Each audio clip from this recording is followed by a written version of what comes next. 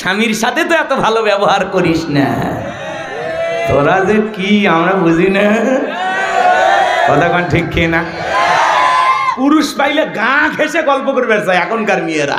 পুরুষের কণ্ঠের আওয়াজ পাইলে দাদি নানি ঘরের কোনায় লুকাইতো। আর এখনকার ডিজিটাল মা বোন পুরুষের আওয়াজ যদি পায় আরো কাছে যায়, দরজা খুলে গল্প করে, কার কাছে এসেছেন, কার খোঁজ করতেছেন। বাদশা শোনেন, আগে শোনেন, বাদশা বাদশা তো আমারই স্বামী, আসেন একটু ভিতরে বসেন, একটু চা দেই, একটা বিস্কিট খাইয়ে যান ভাই, খালি মুখে বিদায় নেবেন, আমার তো ঘরে বরকত আসবে না। আছে না? একটা অপরিচিত পুরুষের সাথে এই যে দরজা খুইলা, বাড়ির গেট খুইলা একটা মহিলা গল্প করতেছে, আপনারা বলেন তো জায়েজ না হারাম? আপনি দরজা খুলে নরম সুরে গল্প করতেছেন, আসেন একটা বিস্কিট খেয়ে যান, স্বামীর সাথে তো এত ভালো ব্যবহার করিস না। তোরা যে কি আমরা বুঝি না, কথা কন ঠিক খেয়ে না। পুরুষ পাইলে গা ঘেঁষে গল্প করবে এখনকার মেয়েরা, কথা কন। ভারতে গেছি, মহিলারা আসছে, কয় হুজুর একটু সেলফি তুলবো। আমি বললাম খালি তোরা যদি সেলফি তুলে ফেসবুকে পোস্ট করিস, আমার ওয়াশ করা লাগবে না, সব পিটাইয়ে সাইজ করবে, কথা কন ঠিক। কমিটির লোকজনক ভাই তাড়াতাড়ি বের করেন, কি কয় সেলফি বলে তুলে, কথা কন আছে না? আবেগ আবেগ, কথা কি বুঝতে পারছেন? আগেকার দাদি নানির তুলনা হয় না। মা বোন যারা বসে আছেন কান খুলে কথা শোনেন, আপনার বাড়ির দরজায় অপরিচিত কোনো পুরুষ যদি আপনার স্বামীকে সন্ধান করতে আসে, এমন কায়দায় ব্যবহার করবেন, দরজা খোলা তো দূরের কথা, ভিতর থেকে আওয়াজ দেবেন, বাচ্চা বাড়িতে নাই, খুঁজে নেন, মোবাইল করেন, যত ঝামেলা বাড়ির ওপর আছে, সহ্য হয় না। এমন ভয়ঙ্কর ভাষায় কথা বলবেন যাতে ওই পুরুষ বলে এটা মহিলা না বাঘিনী। আর নরম করে কথা, আসেন একটু বসেন, চা খেয়ে যান, মনে হয় মায়ের পেটের ভাই, তাহলে আদর কর, সমস্যা নেই। কথাকে বোঝা গেল? ব্লাউজ ছাড়া শাড়ি পরার আন্দোলন করে, এরা যেটুকু পরে আছে সেটুকু পড়তে চায় না। ব্লাউজ ছাড়া শাড়ি এমন কায়দায় পরেছে, পিঠটা এমন কায়দায় পুরোটা ফাঁকা রাখছে, মনে হয় আন্তর্জাতিক আর্জেন্টিনার ব্রাজিলের ফুটবল ম্যাচ হবে, কথা কন ঠিক কিনা। যে সমস্ত অসভ্য বেহায়া নারীরা এই আন্দোলন করেছিল, ওদেরকে আমি বলেছিলাম গুগলে সার্চ দাও, সার্চ দিয়ে দেখো কোন দেশে পোশাক ছাড়া মানুষ বসবাস করে, পাসপোর্ট ভিসা লাগায়া ওই দেশে চলে যাও। তোমাদের মতো অসভ্য বেহায়া নারীর জন্য বাংলাদেশের কুকুরও কাঁদবে না, কথা বলেন ঠিক কিনা। কিন্তু এটা 95% মুসলমানের বাংলাদেশ, এদেশে থাকতে হলে অশ্লীলতা উলঙ্গ পানা বেহাপানা করা যাবে না, এদেশে থাকতে হলে আল্লাহর ফরজ বিধান পর্দা মেনেই থাকতে হবে। পর্দা করা নফল না ফরজ? অকরনা ফি বুয়ুতিকুন্না ওয়ালা তাবাররাজনা তাবাররুজাল জাহিলিয়াতিল উলা। নারীরা তোমরা ঘরের ভিতর অবস্থান করো, খবরদার জাহিলিয়াতের যুগের মেয়েদের মতো নোংরা অশ্লীল পোশাক পরে নিজের দেহকে প্রদর্শন করো না। নারীরা পর্দায় থাকলে নিরাপদ থাকবে, পর্দা নারীর সিকিউরিটি দেবে, মর্যাদা দেবে। পর্দা হেজাব প্রত্যেকটা নারীর অহংকার। কোন সম্ভ্রান্ত ভদ্র ফ্যামিলির মেয়ে বোরকা ছাড়া বাহিরে যেতে পারে না, কথা কয় না। একটা নারী যদি ঢিলা ঢালা বোরকা পরে, হাত মোজা পা মোজা লাগায়, রাস্তাতে হেঁটে যায়, মনের অজান্তে শ্রদ্ধার সম্মানে মাথাটা নত হয়ে আসে, কথা কয়। আর কিছু অসভ্য বেহায়া এমন উল্টা পাল্টা পোশাক পরে, ও পরা না পরা সমান, অর্ধলঙ্গ পোশাক পরে রাস্তাঘাটে যায়। যে নারীর পোশাক যত উল্টা পাল্টা, ওর চরিত্রে তত গন্ডগোল, কথা কন। মা বোনদেরকে সাইজ করা লাগবে পরে।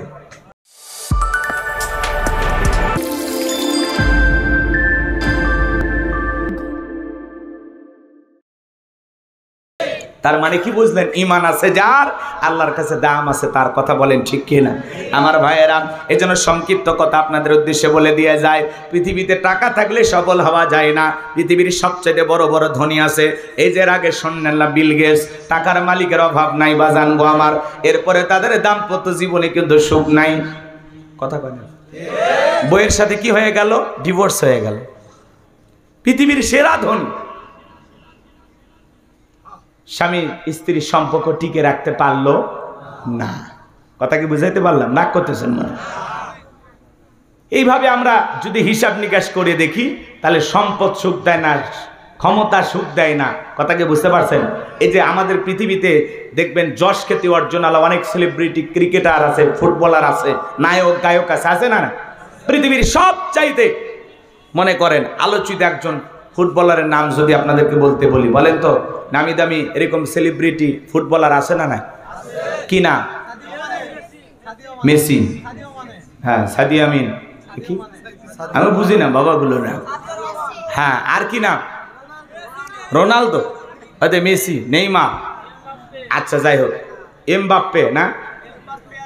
আচ্ছা থাক বাবা, ভুলে নাম বলা যাবে না, অনেকগুলো নাম বলেছেন। ক্রিকেটার দুই একজন আছে না? নাই, কি নাম? হ্যাঁ, সাকিব আল হাসান, আর কি?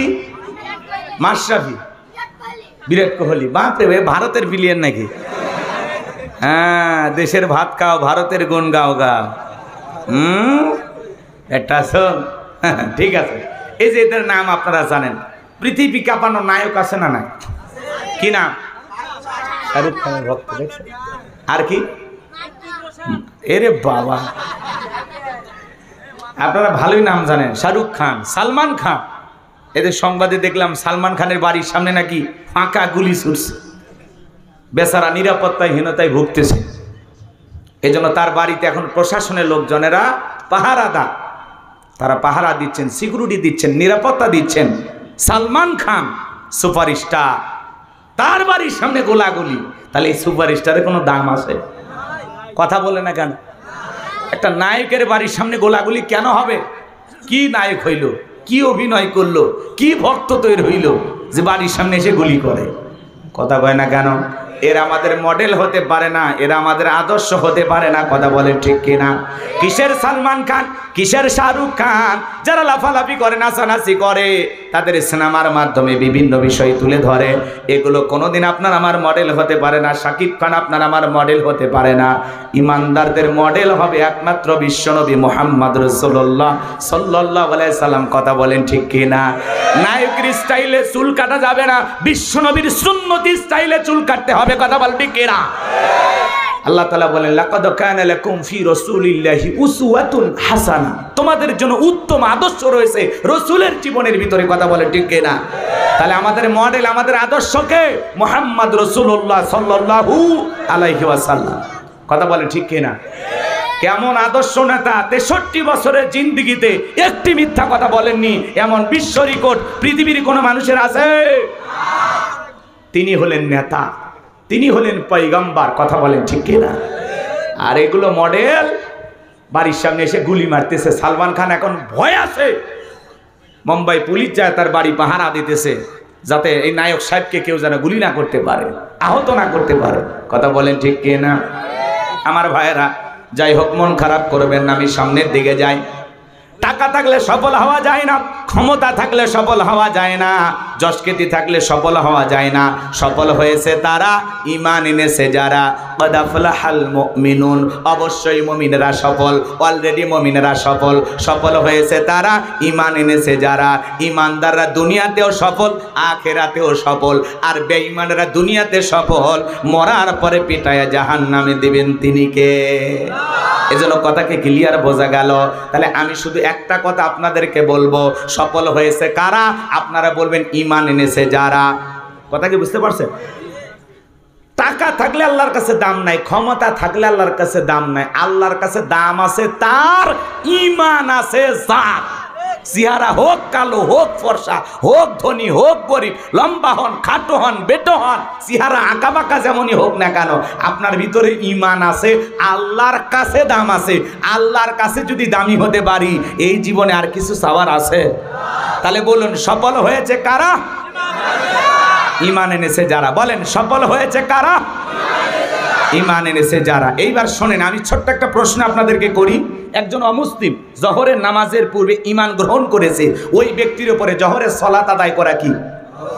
মাশাআল্লাহ, কি ফরজ। জোহরের নামাজের পূর্বে একজন অমুসলিম যদি ঈমান গ্রহণ করে, ওই ব্যক্তির উপরে জোহরের সালাত আদায় করা কি? ফরজ। ভালো করে বুঝবেন, আল্লাহ পাক যখন মুমিন বান্দাদের 7টা বৈশিষ্ট্য 7টা গুণাবলী নিয়ে আলোচনা শুরু করলেন, আমার আল্লাহ তাআলা 1 নাম্বার সালাত দিয়ে শুরু করলেন। কারণ মুমিন জীবনের সবচাইতে গুরুত্বপূর্ণ ইবাদতের নাম হলো সালাত। কথা বলেন ঠিক কি না? এই জন্য মুমিন বান্দার 1 নাম্বার গুণাবলী, আল্লাযীনা হুম ফি সালাতিহিম খাশিউন।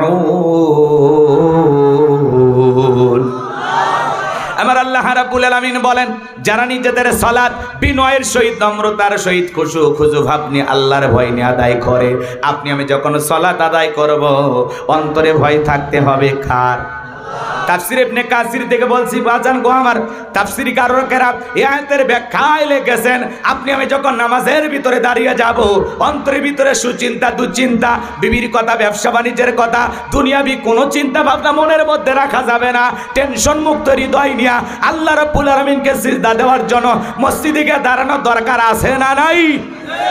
তাহলে আপনি আমি যখন মসজিদের সালাত আদায় করার জন্য দাঁড়িয়ে যাব, বিবির কথা, ব্যবসা বাণিজ্যের কথা, দুনিয়াবি কোনো চিন্তা ভাবনা মনের মধ্যে রাখা যাবে না। সব চিন্তা ভাবনা মসজিদের বাইরে রেখে একমাত্র আল্লাহর ভয় নিয়ে মসজিদে ঢুকতে হবে। তাহলে আপনি আমি যখন নামাজের মধ্যে দাঁড়ায় যাব অন্তরে ভয় থাকবে কার? এ ভাই, একটা দুইটা স্লোগান দিয়ে এখনই লাফালাফি সমস্যা নাই। শোনেন, কে কি করলো এটা দেখার বিষয় না, আমি আমার গতিতে চলবো, যখন তখন দোয়া করে দেবো। আমাদের আসল কাজ হয়ে গেছে। কথা বোঝেন না? না, হয়ে গেছে। কালেকশন হয়নি তো ওইটাই তো আসল কাজ। সবই আমাকে খালি বয়ান করে নিলেন, সবই তো করে নিলেন। আচ্ছা যাই বললেন, এমনি বলতেছি, বোঝেন না, কথা ধরা হবে না তো, ধরলে ঝামেলায় পড়ে যাবেন। আচ্ছা, মানে আমি এমনি তাল মারতেছি, আপনি আবার ভাবেন না যে ওইটার জন্য হুজুর করলো না। মানে একটা মাহফিল করা হয় যে কোনো উদ্যোগে, তাই না? কালেকশন মোটামুটি হয়ে গেলে মাহফিল সফল। আর বক্তা যে বয়ান করবে এটা বোনাস। আমি তো বললামই যে 1.5টা হোক 2টা হোক সেটা পরে কার হিসাব, কিন্তু পরিবেশ দিতে হবে। বোঝেন নাই কথা? জি। আর এদিক খেয়াল করে, এদিক খেয়াল করে, অন্তরের ভিতরে ভয় থাকবে কার? ইয়া আইয়ুহাল্লাযীনা আমানুত্তাকুল্লাহ, হে ঈমানদারগণ আমি আল্লাহকে ভয় করো, হাক্কা তুকাতিহি, ভয় করার মতো ভয় করো। সালাত কিভাবে আদায় করব, বিশ্বনবী কিভাবে আদায় করেছেন? আম্মা জান আয়েশা রাদিয়াল্লাহু তাআলা আনহা বলেন, নবী নামাজের ভিতরে এত লম্বা সময় দাঁড়িয়ে থাকতেন, মাঝে মাঝে আমি তাকায়া দেখতাম বিশ্বনবীর পা মোবারক ফুলে উঠেছে। বলুন সুবহানাল্লাহ। তাহলে নবীজি কত লম্বা সময় নামাজে দাঁড়িয়ে থাকতেন, যার কারণে পা ফুলে উঠত। 2 মিনিট দাঁড়া থাকতে পা ফলে, আধা ঘন্টা 1 ঘন্টা না, ঘন্টার পর ঘন্টা। কথাকে বোঝা গেল? আমার ভাইয়ের আম্মা জান আয়েশা ডেকে বলেন, নবীজি এত লম্বা সময় ধরে সিজদা দিতেন, মাঝে মাঝে মনে হইতো নবীজি আর কোনোদিন সিজদা থেকে মাথা উঠাবেন না। আম্মা জান আয়েশা ডেকে বলেন, একদিন রাতের বেলায় দেখি নবীজি সিজদা দিয়ে এত কান্না করেছেন, কাঁদতে কাঁদতে বিছানাটা ভিজে গেছে। আমি মনে করলাম পানি ভরে ভিজে গেছে, কিন্তু না, আমি তাকায় দেখি বিশ্বনবী সিজদা দিয়ে এত কান্না করেছেন, কাঁদতে কাঁদতে সিজদার জায়গাটা ভিজে গেছে। নবীজি যখন সিজদা থেকে মাথা উঠাইলেন, আম্মা জান আয়েশা ডেকে বলে, নবী এত কান্না কেন করেছেন, কি হয়েছে আপনার? বিশ্বনবী ডেকে বলে, আয়েশা আমি তো আমার জন্য কাঁদি নাই, আমি কাঁদি আমার গুনাহগার উম্মতের জন্য। আল্লাহর কাছে কেঁদে কেঁদে বলি, আল্লাহ আমার গুনাহগার উম্মতের গুনাহগুলো মাফ করে দাও। যেই নবীর জীবনে কোনো গুনাহ নাই, নবীরা জন্মের আগেও মাসুম, জন্মের পরেও মাসুম, সেই নবী দিনের মধ্যে 70 বারেরও বেশি ইস্তেগফার করতেন। আপনার আমার গুনাহ মাফের আশায় নবী যদি সিজদা দিয়ে কান্না করতে পারেন, তাহলে আমরা হলাম মূল অপরাধী, মূল আসামি, মূল ভিকটিম। তাহলে বলেন তো বাজান, নিজেদের অপরাধের জন্য সিজদা দিয়ে মালিকের কাছে কান্না করা দরকার আছে না নাই? 5 ওয়াক্ত নামাজ এইটা তো ডিউটি, এটা তো পড়াই লাগবে, এটা তো বাধ্যতামূলক ওয়ার্ডার। শুধুমাত্র 5 ওয়াক্ত সালাত আদায় করব না, রাত্রি জাগরণ করেও সিজদা দেব কাকে? আমার ভাইয়েরা, রাতের 1টা 2টা 3টার দিকে আরামের বিছানা ত্যাগ কইরা, বিবির ভালোবাসা ত্যাগ কইরা যারা রাত্রি জাগরণ করে আল্লাহকে সিজদা দেয়, আবার আল্লাহ পাক বলেন, ওয়াল্লাযীনা ইয়াবিতুনা লিরাব্বিহিম সুজদাও ওয়া কিয়ামা। আমার আল্লাহ পাক জানিয়ে দিলেন, দিলেন, যারা রাত্রি জাগরণ করে আমি আল্লাহকে সিজদা দেয়, আমি আল্লাহর জন্য দণ্ডায়মান হয়ে যায়। আমার ভাইয়েরা রাতের 1টা 2টা 3টার দিকে উইঠা বিবির ভালোবাসা ত্যাগ করে আরামের বিছানা ত্যাগ করে ঠান্ডা পানিতে ওযু বানাইয়া নিরালা নিবৃত্তিতে আল্লাহর যে বান্দা যায় নামাজে দাঁড়ায় গেল, এই নামাজ দুনিয়ার কাউকে দেখানোর জন্য নয়, এই নামাজ দুনিয়ার কারো খুশির জন্য নয়, এই নামাজ হলো একমাত্র আল্লাহ তাআলাকে রাজি খুশি করার জন্য। কথা বলেন ঠিক কিনা? তাহাজ্জুদের নামাজে যারা দাঁড়িয়ে যায়, এই নামাজ দুনিয়ার কাউকে দেখানোর জন্য নয়, এই নামাজ হলো একমাত্র কাকে খুশি করার জন্য। কুল ইন্না সলাতি ওয়া নুসুকি ওয়া মাহইয়ায়া ওয়া মামাতি লিল্লাহি রাব্বিল আলামিন। আল্লাহ রাব্বুল আলামিন জানিয়ে দিলেন, নবীজি আপনি বলুন, আমার নামাজ, আমার কুরবানি, আমার জীবন, আমার মরণ লিল্লাহি রাব্বিল আলামিন, আসমান জমিনের প্রতিপালকের জন্য। তাহলে মুমিন জীবনের সকল ইবাদত হবে একমাত্র আল্লাহ তাআলাকে রাজি খুশি করার জন্য, আল্লাহকে পাওয়ার জন্য। কথা বলেন ঠিক কিনা? আমার ভাইয়েরা, যারা রাতের আধারে 1টা 2টা 3টার দিকে ওইটা তাহাজ্জুদে আল্লাহকে সিজদা দেয়, এদের জীবনে পেরেশানি নাই, হতাশা নাই। যারা ইবাদতের মাধ্যমে, সিজদার মাধ্যমে আল্লাহর নৈকট্য লাভ করতে পেরেছে, তাহলে রাতের শেষ রাত্রিতে উইটা সিজদার মাধ্যমে, নামাজের মাধ্যমে প্রেম করব কার সাথে? জোরে বলেন। ইবাদতের মাধ্যমে আল্লাহর সাথে প্রেম করতে হবে। গভীর নিশীথে একমাত্র আল্লাহ তাআলাকে ডাকতে হবে। যুবক, তোমরাও রাত্রি জাগরণ করো, তবে আল্লাহকে সিজদা দিয়ে না। ডিজিটাল যুবক যুবতী রাত্রি জাগরণ করে, ইউটিউব ইন্টারনেট ঘাটাঘাটি কইরা, ইমো মেসেঞ্জারে বান্ধবীর সাথে কথা বলে, সারা রাত ইমো মেসেঞ্জারে সেটিং করে। হ্যালো জান, খাইছো, ঘুমাইছো, কি করো? কয়বার বাথরুমে গেছো? লেখার কোনো স্টাইল নাই, যা খুশি তাই লিখতেছে। কথা কম না কেন? মেয়েটা রাগ করে বলতেছে, আমি এখন একটা গল্পের বই পড়তেছি। কি? কয় তোমাকে চাই। ছেলে বলতেছে, আমার বাড়িতে একটা উপন্যাস আছে। কি? কয় মিলন হবে কত দিনে, তোর মরণের পরে। কথা কন। সারা রাত ইউটিউব ইন্টারনেট ঘাটাঘাটি কইরা, ইমো মেসেঞ্জারে বান্ধবীর সাথে কথা বইলা, ফজরের আজান হয় যখন, ওই হাইব্রিড যুবক ঘুমাইতে যায়, তখন নামাজও পড়ে না। আছে না নাই? হে যুবক, এই ঘুম ভাঙলে সকাল, না ভাঙলে পরকাল। কথা বলেন ঠিক কিনা?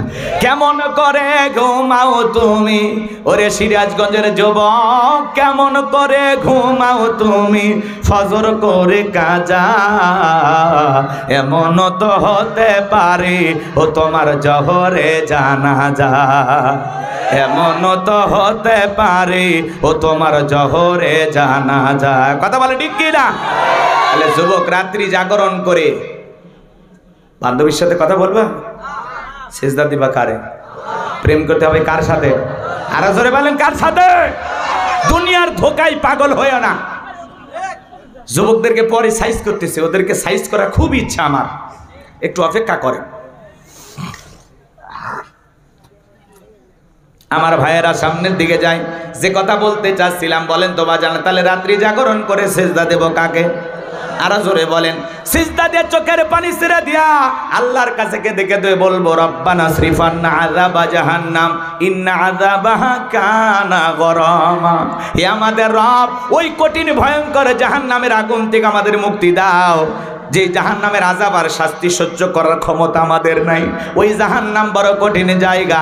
আমার আল্লাহ রাব্বুল আলামিন বলেন, ইন্নাহা সাআত মুস্তাকাররাও ওয়া মুকামা। আল্লাহ তাআলা জানিয়ে দিলেন, নিশ্চয় আবাসস্থল হিসাবে, বসতির জায়গা হিসাবে ওই জাহান্নাম কত না নিকৃষ্টতম একটা স্থান। জাহান্নাম সুখের জায়গা না, ওইটা হলো যন্ত্রণার কারখানা। কথা বলেন ঠিক কিনা? আমার আল্লাহ রাব্বুল আলামিন বলেন, ইন্না জাহান্নামা কানাত মিরসাদা লিত্তাগিনা মাআবা লাবিসিনা ফিহা আহকাবা লা ইয়াযুকুনা ফিহা বারদাও ওয়ালা শারাবা ইল্লা হামিমাও ওয়া গাসসাকা। জোরে বলেন নাউযুবিল্লাহ। আমার আল্লাহ রাব্বুল আলামিন বলেন, ইন্না জাহান্নামা কানাত মিরসাদা, নিশ্চয় জাহান্নাম ওত পেতে রয়েছে ফুলসিরাতের কিনারায় শিকারি ধরার জন্য যেমন ফাঁদ পাতা হয়। কথা বোঝেন নাই মনে হয়, ভালো করে বোঝার চেষ্টা করবেন। আল্লাহ বলেন ইন্না জাহান্নামা কানাত মিরসাদা, সূরা নাবার ভিতরে আল্লাহ পাক জানিয়ে দিলেন নিশ্চয় জাহান্নাম ওত পেতে রয়েছে আল্লাহর অবাধ্য নাফরমান গুনাহগার বান্দাদের ধরার জন্য। আমার ভাইয়েরা, এটা হলো অপরাধী বান্দাদের থাকার আবাসস্থল। এখানে তারা যুগের পর যুগ বসবাস করবে। একটা মানুষ কত লক্ষ বছর, কত কোটি বছর জাহান্নামের আগুনে জ্বলবে। এরা সঠিক এলেম আর জ্ঞান আছে কার কাছে? ওই জাহান্নামের আগুন দুনিয়ার আগুনের চাইতে 70 গুণ পাওয়ার বেশি। যুবক রে, দুনিয়ার সামান্য সূর্যের তাপ, আগুনের তাপ সহ্য করতে পারি না। এই তাপের চাইতে জাহান্নামের আগুনের পাওয়ার 70 গুণ বেশি। হযরত আবু হুরায়রা বলেন আল্লাহ পাক 1000 বছর জ্বালাইয়া জাহান্নামের আগুনের কালার হয়েছিল সাদা, আবার 1000 বছর জ্বালাইয়া জাহান্নামের আগুনের কালার হয়েছিল লাল বর্ণ, আবার 1000 বছর জ্বালাইয়া জাহান্নামের আগুনের কালার হয়েছে কৃষ্ণ বর্ণ, অন্ধকার রাত্রির মতো কালো। ওই জাহান্নামের আগুনে যারা জ্বলবে বাজার, চেহারাটা পুরে কয়লার মতো কালো হয়ে যাবে। ওই জাহান্নামের আগুনে জ্বলতে জ্বলতে পুড়তে পুড়তে জাহান্নামীরা যখন ক্ষুধার্ত হয়ে যাবে, ফেরেশতাদেরকে বলবে আমাদেরকে খাইতে দাও, খাইতে দাও। খাবার বলে যখন চিৎকার মারবে, আমার আল্লাহ ডেকে বলবে আমার জাহান্নামী বান্দাদেরকে খাইতে দাও।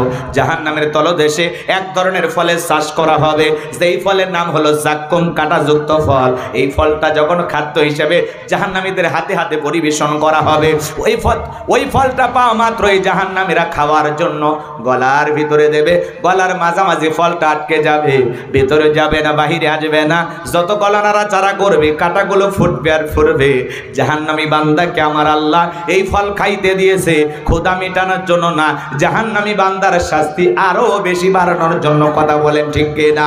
এইবার যখন গলার মাঝামাঝি ফলটা আটকে যাবে, কাঁটাগুলো ফুটবে, যন্ত্রণায় ছটফট করবে আর কান্না করে ডেকে বলবে আল্লাহ এ কেমন ফল খাওয়াইতে দিলা, ভিতরেও যায় না বাহিরেও আসে না, সহ্য করতে পারি না গো মালিক, সহ্য করতে পারি না। তখন জাহান্নামীরা পানি পানি বলে চিৎকার মারবে। আমার আল্লাহ বলেন লা ইয়াযুকুনা ফিহা বারদান ওয়ালা শারাবা, তাদেরকে মিনারেল ওয়াটার দেওয়া হবে না, ঠান্ডা কোনো পানি দেওয়া হবে না। যে পানি পান করে জাহান্নামী তার বুকের জ্বালা তৃষ্ণাকে নিবারণ করতে পারে, কেমন পানি দেওয়া হবে?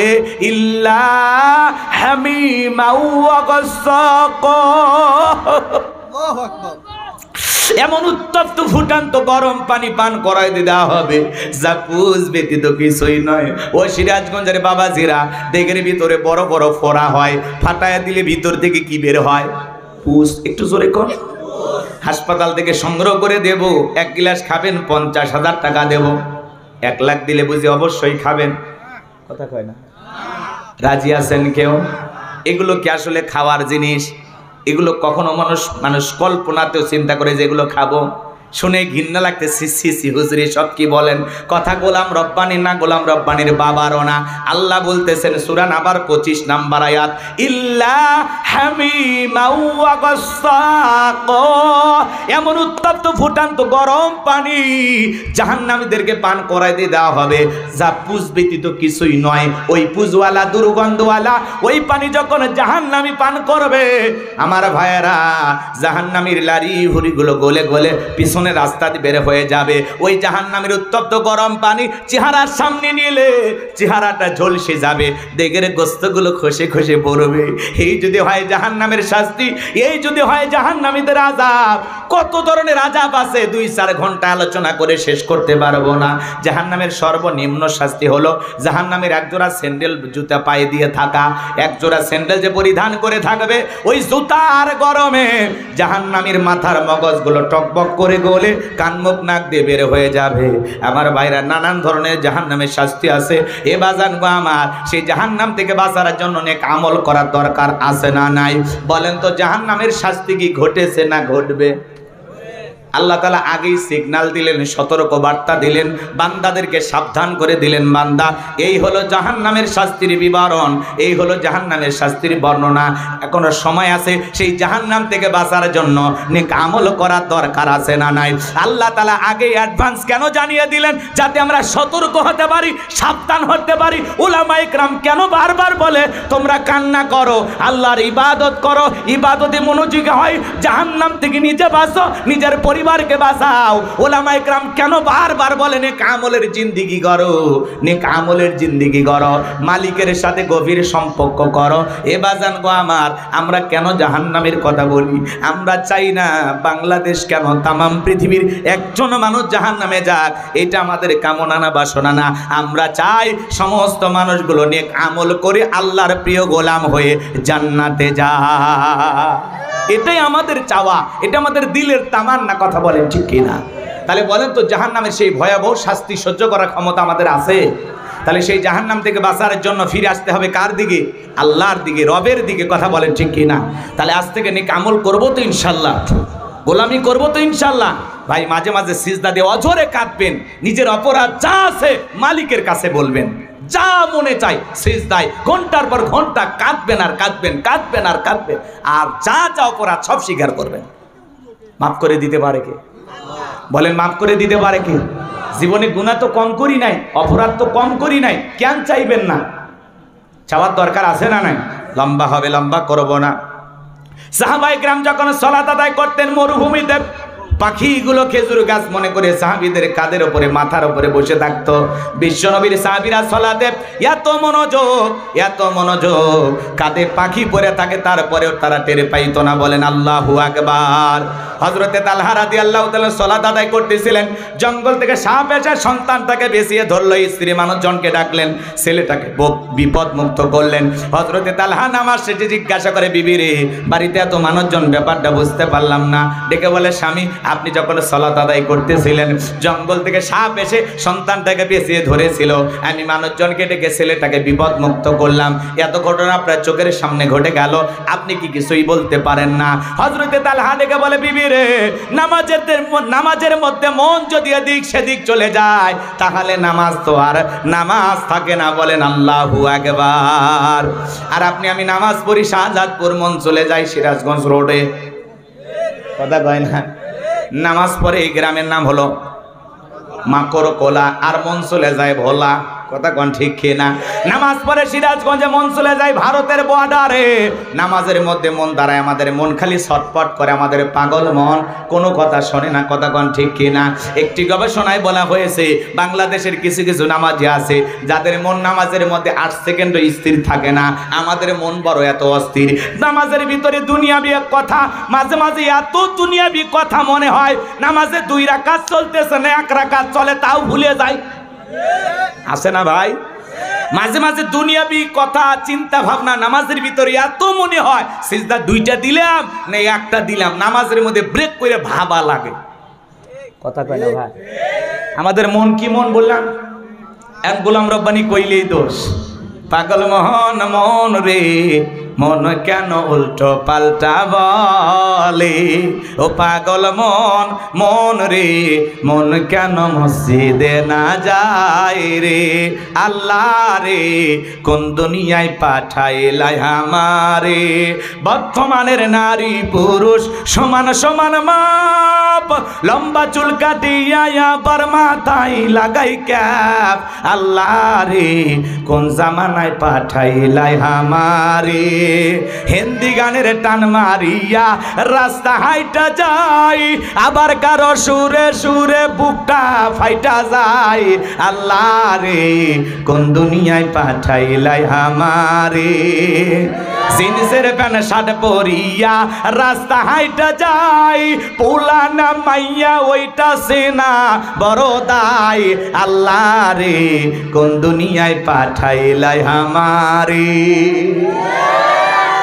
কানে পড়ছে দুল, কপালে পড়ছে টিপ, কাছে যদি যা বলেন বিলকিস আপা, কয় না আমি আবুল। আছে না নাই? বুখারী শরীফের স্পষ্ট হাদিস, আল্লাহ রাসূল বলেছেন, কোন পুরুষ যদি নারীর বেশ ধারণ করে আর কোন নারী যদি পুরুষের বেশ ধারণ করে, আল্লাহর লানত তাদের উপরে। কথা বলেন ঠিক কিনা? পোশাকের এত স্বাধীনতা, এরপরে ঢাকা শহরে এক শ্রেণীর মা বোনের আন্দোলন করলো পোশাকের স্বাধীনতা চাই। ভুলে গেছেন আপনারা সেই দিনের ইতিহাস? এই তো গত 2 বছর আগের কথা, বলেন নাই তো? ওই যে পিচ্ছি পিচ্ছি মেয়েগুলো কয় পোশাকের স্বাধীনতা চাই। কি স্বাধীনতা? বলে দাদি নানি ব্লাউজ ছাড়া শাড়ি পরেছিল, আমরাও পরতে চাই, আপত্তি করি নাই তো। কথা কেন? কোন দাদি কি শাড়ি পরিয়া বিশ্ব রোডে যা আন্দোলন করেছে আমি তোমার দাদি দেখে যাও শাড়ি পরেছি? কোন নানি বলেছিল? তাহলে তোমরা কেন বলো শাড়ি পরবো, পরো, সমস্যাটা কি? কিন্তু দাদি নানি ব্লাউজ ছাড়া শাড়ি পরিয়া 12 হাত শাড়ি দিয়ে পুরো দেহটা এমন কায়দায় ঢেকেছে কোনো কিছু দেখার উপায় নাই। দাদি নানির তুলনা দাও। আগেকার দাদি নানিরা কত ভদ্র ছিল, পুরুষের কণ্ঠের আওয়াজ পাইলে দাদি নানি ঘরের কোনায় লুকাইতো। আর এখনকার ডিজিটাল মা বোন পুরুষের আওয়াজ যদি পায় আরো কাছে যায়, দরজা খুলে গল্প করে, কার কাছে এসেছেন, কার খোঁজ করতেছেন? বাদশা, শোনেন আগে, শোনেন না, বাদশা, বাদশা তো আমারই স্বামী, আসেন একটু ভিতরে বসেন, একটু চা দেই, একটা বিস্কিট খাইয়ে যান ভাই, খালি মুখে বিদায় নেবেন, আমার তো ঘরে বরকত আসবে না। আছে না? একটা অপরিচিত পুরুষের সাথে এই যে দরজা খুইলা, বাড়ির গেট খুইলা একটা মহিলা গল্প করতেছে, আপনারা বলেন তো জায়েজ না হারাম? আপনি দরজা খুলে নরম সুরে গল্প করতেছেন, আসেন একটা বিস্কিট খেয়ে যান, স্বামীর সাথে তো এত ভালো ব্যবহার করিস না, তোরা যে কি আমরা বুঝি না। কথা কন ঠিক খেয়ে না? পুরুষ পাইলে গা ঘেঁষে গল্প করবে এখনকার মেয়েরা। কথা কন? ভারতে গেছি, মহিলারা আসছে, কয় হুজুর একটু সেলফি তুলবো। আমি বললাম খালি তোরা যদি সেলফি তুলে ফেসবুকে পোস্ট করিস আমার ওয়াশ করা লাগবে না, সব পিটাইয়ে সাইজ করবে। কথা কন ঠিক? কমিটির মূলক জনক ভাই তাড়াতাড়ি বের করেন, কি কয় সেলফি বলে তুলে। কথা কন আছে না? আবেগ, আবেগ। কথা কি বুঝতে পারছেন? আগেকার দাদি নানির তুলনা হয় না। মা বোন যারা বসে আছেন কান খুলে কথা শোনেন, আপনার বাড়ির দরজায় অপরিচিত কোনো পুরুষ যদি আপনার স্বামীকে সন্ধান করতে আসে এমন কায়দায় ব্যবহার করবেন, দরজা খোলা তো দূরের কথা, ভিতর থেকে আওয়াজ দেবেন, বাদশা বাড়িতে নাই, খুঁজে নেন, মোবাইল করেন, যত ঝামেলা বাড়ির ওপর আছে, সহ্য হয় না। এমন ভয়ঙ্কর ভাষায় কথা বলবেন যাতে ওই পুরুষ বলে এটা মহিলা না বাঘিনী। আর নরম করে কথা, আসেন একটু বসেন, চা খেয়ে যান, মনে হয় মায়ের পেটের ভাই, তাহলে আদর কর, সমস্যা নেই। কথাকে বোঝা গেল? ব্লাউজ ছাড়া শাড়ি পরার আন্দোলন করে, এরা যেটুকু পরে আছে সেটুকু পড়তে চায় না। ব্লাউজ ছাড়া শাড়ি এমন কায়দায় পরেছে, পিঠটা এমন কায়দায় পুরোটা ফাঁকা রাখছে, মনে হয় আন্তর্জাতিক আর্জেন্টিনার ব্রাজিলের ফুটবল ম্যাচ হবে। কথা কন ঠিক কিনা? যে সমস্ত অসভ্য বেহায়া নারীরা এই আন্দোলন করেছিল ওদেরকে আমি বলেছিলাম গুগলে সার্চ দাও, সার্চ দিয়ে দেখো কোন দেশে পোশাক ছাড়া মানুষ বসবাস করে, পাসপোর্ট ভিসা লাগায়া ওই দেশে চলে যাও। তোমাদের মতো অসভ্য বেহায়া নারীর জন্য বাংলাদেশের কুকুরও কাঁদবে না। কথা বলেন ঠিক কিনা? কিন্তু এটা 95% মুসলমানের বাংলাদেশ। এদেশে থাকতে হলে অশ্লীলতা উলঙ্গপানা বেহাপানা করা যাবে না। এদেশে থাকতে হলে আল্লাহর ফরজ বিধান পর্দা মেনেই থাকতে হবে। পর্দা করা নফল না ফরজ? অকরনা ফি বুয়ুতিকুন্না ওয়ালা তাবাররাজনা তাবাররুজাল জাহিলিয়াতিল উলা। নারীরা তোমরা ঘরের ভিতর অবস্থান করো, খবরদার জাহিলিয়াতি যুগের মেয়েদের মতো নোংরা অশ্লীল পোশাক পরে নিজের দেহকে প্রদর্শন করো না।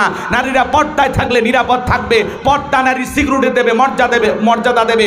পর্দা হেজাব প্রত্যেকটা নারীর অহংকার।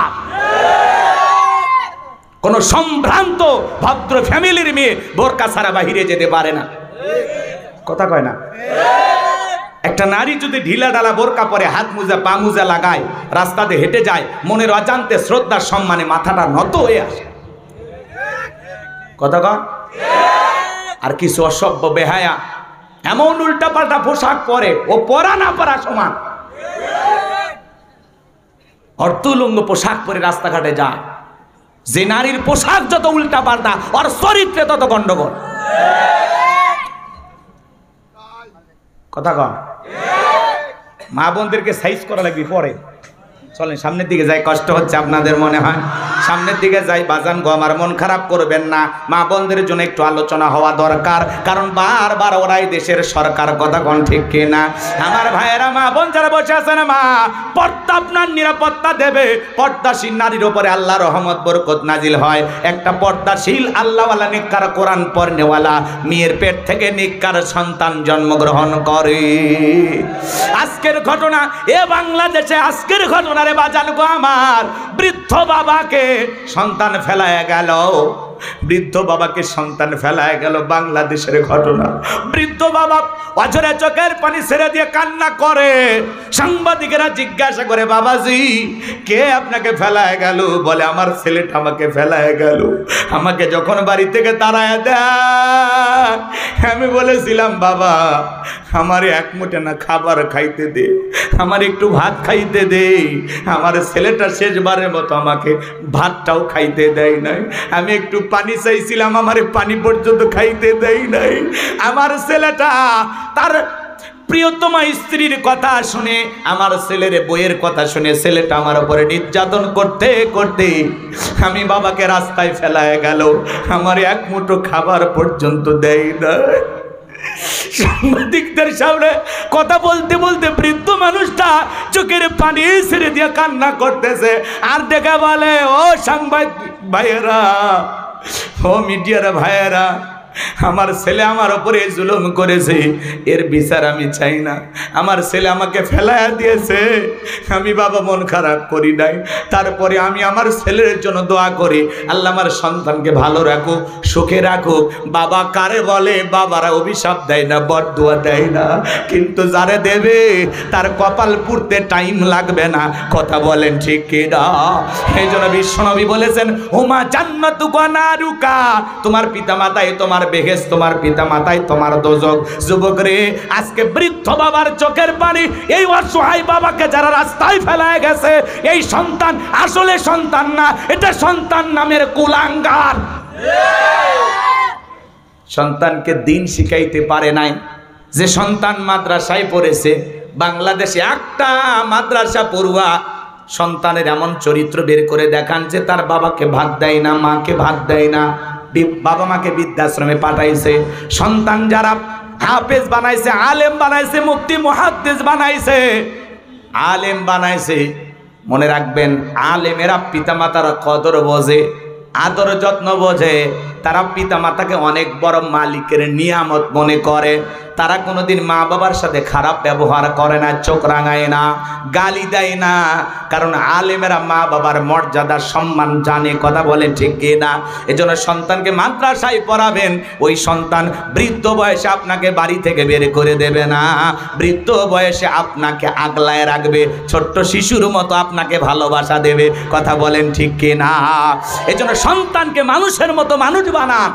বৃদ্ধ বয়সে আপনাকে বৃদ্ধাশ্রমে পাঠাবে না, ঘর ছাড়া করবে না, রাস্তায় ফেলাইয়া দেবে না, কথা বলেন। এই যে বৃদ্ধাশ্রমে যাদেরকে পাওয়া যায় সব কোটিপতি, শিল্পপতি, সমাজের শিক্ষিত, কিন্তু কোনো আলেমের মা বাবাকে পাওয়া যায়? এমনকি কোনো রিক্সা চালক, ভ্যান চালকের মা বাবাকেও পাওয়া যায়? সারাদিন 500 টাকা 1000 টাকা ইনকাম করে, এরপরে মা বাবার যত্ন করে। এই বৃদ্ধ বাবার চোখের পানি দেখে আমি কান্না করেছি। মানুষ কেমনে পারে বৃদ্ধ বাবাকে রাস্তায় ফেলায় দিতে? এই বাবা বলতেছে, আমি এক মুঠো খাবার চাইছিলাম, আমাকে এক মুঠো খাইতে দাও। শেষবারের মতো আমাকে এক মুঠো খাবারও দেয় নাই। আমার ভাইয়েরা, বৃদ্ধ বাবার চোখের পানি আজকে আপনাকে আমাকে ভাবাচ্ছে, সমাজ যাচ্ছে কোন দিকে? মানুষ আর মানুষ নাই, দেখতে মানুষের মতো, চরিত্র পশুর চাইতেও খারাপ। মানুষের মনুষ্যত্ববোধ নাই, আবেগ বিবেক নষ্ট হয়ে গেছে, কথা বলেন ঠিক কি না? আল্লাহ যেন জামানার সকল সন্তানদের হেদায়েত দান করেন। আমরা পিতা মাতার খেদমত করব, যে মা বাবার চেহারার দিকে তাকাইলে আল্লাহ তাআলা আমলনামায় কবুল হজের সব লিখে দেয়। ওই মা বাবার মনে কখনো কষ্ট দেব না। ওয়াকাদ রাব্বুকা আল্লা তা'বুদু ইল্লা ইয়্যাহু ওয়া বিল ওয়ালিদাইনি ইহসানা। আমার আল্লাহ বলে, তোমরা পিতা মাতার খেদমত করো, আমার ইবাদত করো, আমার ইবাদতের সাথে কাউকে শরীক করো না। আমার ইবাদতের পর তোমাদের দায়িত্ব হলো মাতা পিতার খেদমত করা, তাদের সাথে উত্তম আচরণ করা, ভালো ব্যবহার করা। এজন্য মা বাবার মনে কষ্ট দেওয়া যাবে না, দুঃখ দেওয়া যাবে না। পিতা মাতার খেদমত করে তাদের দোয়া নিতে কারা কারা রাজি? দুই হাত তুলে আল্লাহকে দেখান। আল্লাহ সবাইকে পিতা মাতার খেদমতকারী সন্তান হিসেবে কবুল করুন। জোরে বলুন আমিন, আরো জোরে বলুন আমিন। হাত নামান বাজান গো আমার, এলোমেলো হয়ে যাবে, এলোমেলো করার সুযোগ নাই। তাহলে আপনি আমি সালাত আদায় করব, অন্তরে ভয় থাকবে কার? আরো জোরে বলেন কার?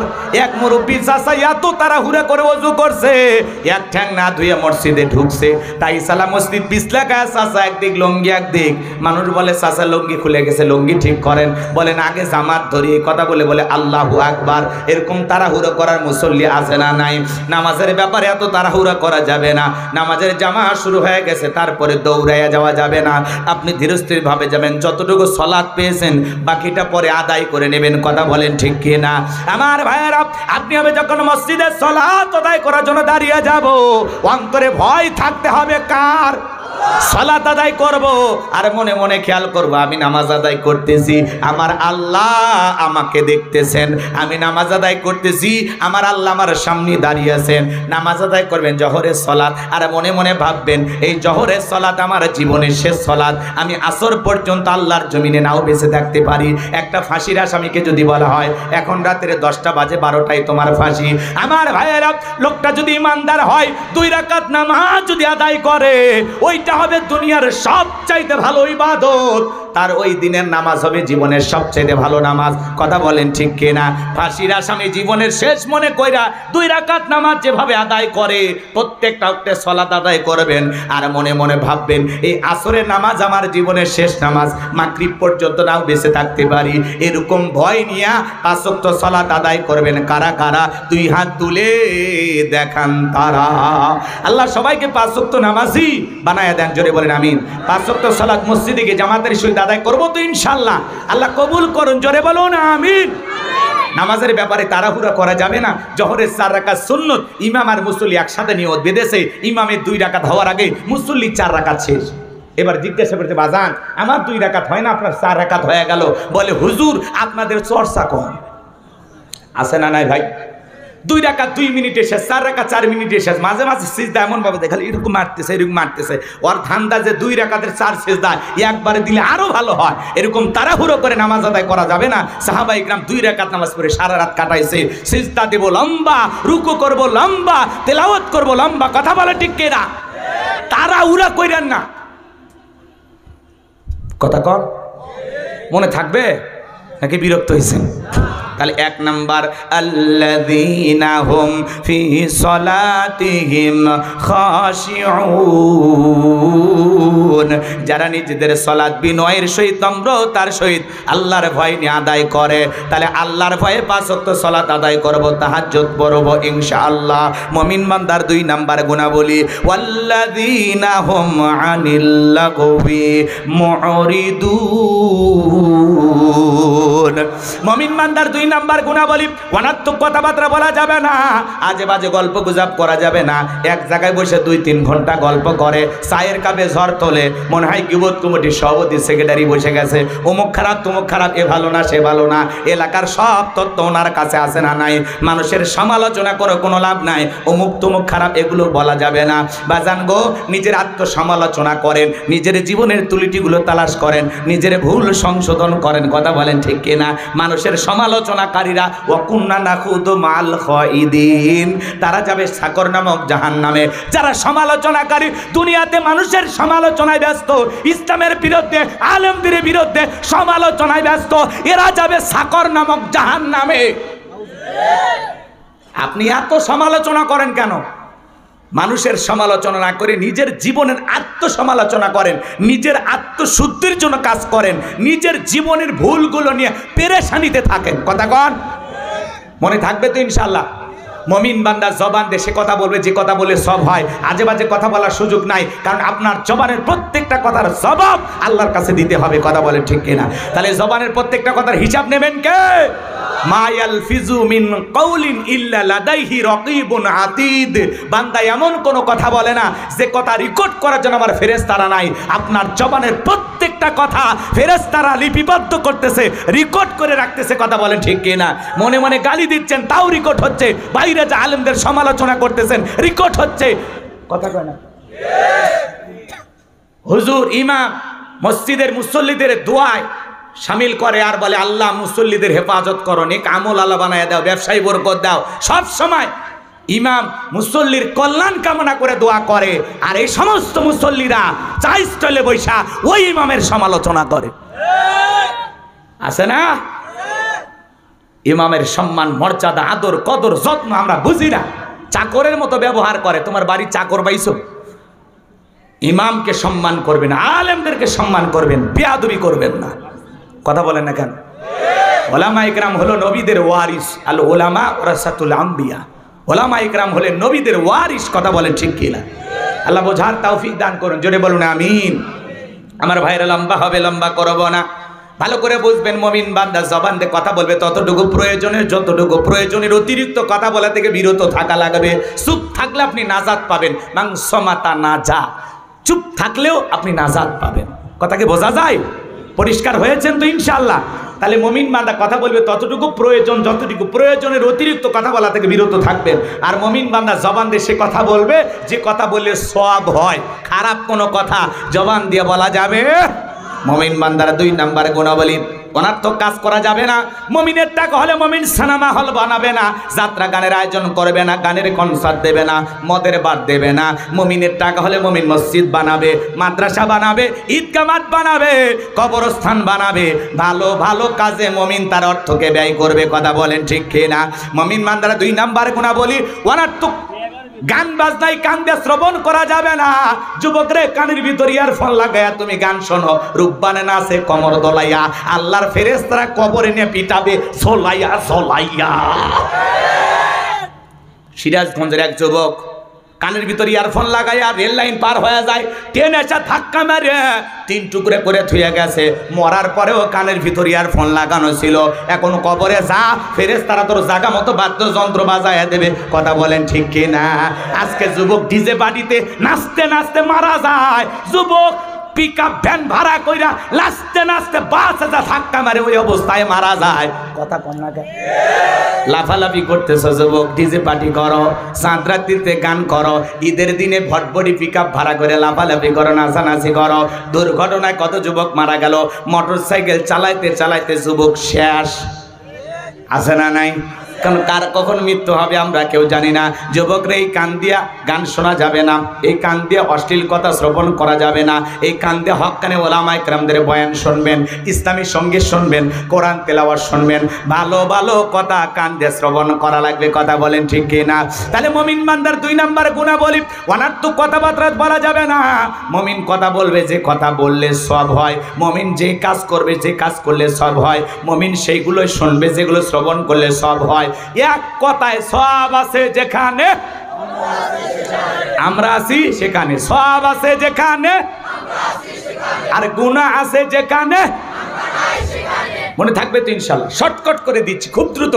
4 নাম্বার গুনাহ বলতে যুবকদের ওয়াজ আছে স্পেশাল। এইবার 3 নাম্বার, ওয়াল্লাযীনা হুম লিয-যাকাতি ফাইলুন। মুমিন বান্দার 3 নাম্বার গুণাবলী, আল্লাহ যদি মুমিন বান্দাকে নেশাব পরিমাণে সম্পদের মালিক বানায় দেয়, মুমিন বান্দাকে আল্লাহ যদি ধনী বানায় দেয়, মুমিন বান্দা সক্রিয়ভাবে হিসাব করে করে কয় লক্ষ টাকার কয় হাজার টাকা যাকাত আসে, কয় কোটি টাকার কয় লক্ষ টাকা যাকাত আসে, মুমিন বান্দা হিসাব করে করে সক্রিয়ভাবে বছরে একবার যাকাত দেবে। কার ভয়ে? যাকাত দেওয়া নফল না ফরজ? কথা বলেন না কেন? নামাজ আদায় করা যেমন ফরজ, যাকাত দেওয়া তেমনি ফরজ। স্বাধীনতার 53 বছর কেটে গেল, যারা যাকাত দিচ্ছে দিয়ে যাচ্ছে, যারা নিচ্ছে নিয়ে যাচ্ছে, মানুষের ভাগ্যের কোনো পরিবর্তন হচ্ছে না। বাংলাদেশের অধিকাংশ ধনীরা যাকাত মানে বোঝে শাড়ি আর লুঙ্গি। নিজের পরনে পরে থাকা মনস্যা লুঙ্গি 500 টাকা 1000 টাকা দাম, আর গরিবকে দেয় 200 টাকা লিটল লুঙ্গি, পরে থাকলে আবার জান্নাত জাহান্নাম সব বোঝা যায়। নিজের বউরে পরে 5000 টাকা দামের শাড়ি, আর গরিব বিধবা অসহায় নারীকে দেয় 300 টাকা দামের শাড়ি। ধুয়ে দিলে শাড়ি না মশারি খুঁজে পাওয়া যায় না। এই বড় লোক এই শাড়ি তোমার বউরে পরায়ও, এই শাড়ি তোমার মেয়েরে পরায়ও। যাকাত মানে শাড়ি লুঙ্গি না, কথা বলেন ঠিক কিনা? আর যদি দিতে হয় মান সম্পন্ন কাপড় দিবেন, রুচিশীল কাপড় দিবেন। হযরত ওমর ফারুক ডেকে বলেন যাকাত কিভাবে দেবেন? হযরত ওমর বলেন যাকাত তোমরা এমন ভাবে দাও যাতে ওই ব্যক্তি যাকাতের জন্য আর কারো দুয়ারে হাত না পাতে, কারো দুয়ারে লাইন না দেয়। তার মানে কিভাবে দেবেন? এই ছেলেটা বেকার বসে আছে, পরে 1.5 লাখ টাকা যাকাতের দিয়া একটা ছোটখাটো অটো ভ্যান কিনে দেন, এটা চালায়া তার ভাগ্যের পরিবর্তন করবে, একটা কর্মের সুযোগ হলো। কথা কয় না?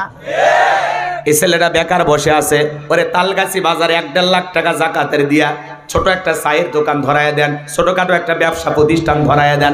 আল্লাহ যদি চায় 5-7 বছর ব্যবসা করিয়া ওই নিজেও যাকাত দেওয়ার মতো অর্থ ইনকাম করতে পারবে।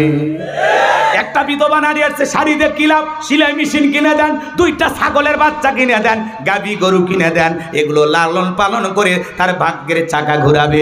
যাকাতের টাকা দিয়া মানুষের কর্মের ব্যবস্থা করা লাগবে। যাকাত আসছে দারিদ্রতা বিমোচন করার জন্য, যাকাত আসছে অভাবমুক্ত সমাজ রাষ্ট্র দেশ গড়ার জন্য, যাকাত আসছে এই সমাজের পথে পড়ে থাকা অবহেলিত মানুষের অধিকার প্রতিষ্ঠিত করার জন্য, যাকাত আসছে রাস্তার এপারে গাছতলা এপারে 10 তলা এর ব্যবধানকে দূর করার জন্য। কথা বলেন ঠিক কি না? বাংলাদেশের অর্থনীতি যাকাত ভিত্তিক না সুদ ভিত্তিক? শরম লাগে? জোরে কর না কেন? সুদ ভিত্তিক অর্থনীতি হালাল না হারাম? হারামে কোনো বরকত থাকে? বরকত আছে কোন জায়গায়? হালালে। কথা কোন ঠিক কি না? 5000-6000 টাকার ইমাম সাহেব মসজিদে আজান দেয়, ইমাম সাহেব 6000 টাকা দিয়ে চলে যায় মাস, বউ বাচ্চা, তারপরে পাঞ্জাবির এই জুব্বের দামি 2000-3000। কথা কয় না?